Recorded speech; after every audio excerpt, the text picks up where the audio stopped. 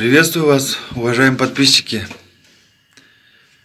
Вот я вам показываю, что происходит, если парник закрепить слабо или вообще не закреплять. Его унесло. Сегодня вечером был сильный ветер, да и сейчас ветер сильный. Зацепился за забор, а то бы, наверное, дальше унесло. Сейчас выйдем, посмотрим. Вот здесь стоял парник. Я смотрю, тут ни одного крепления нет у парника. Его просто поставили и все, не закрепили.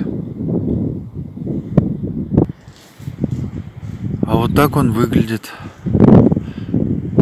Получается, он перелетел через этот сарайчик. И вон на том заборе повис.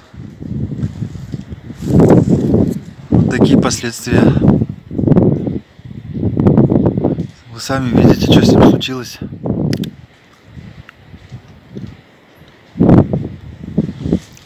Заводской парник, кстати, не самодельный. Ни одного крепления нет у него. Просто поставили на землю и все.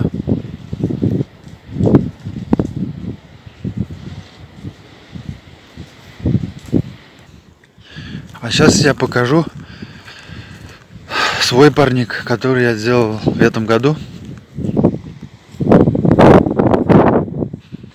Фолиантами сделал края.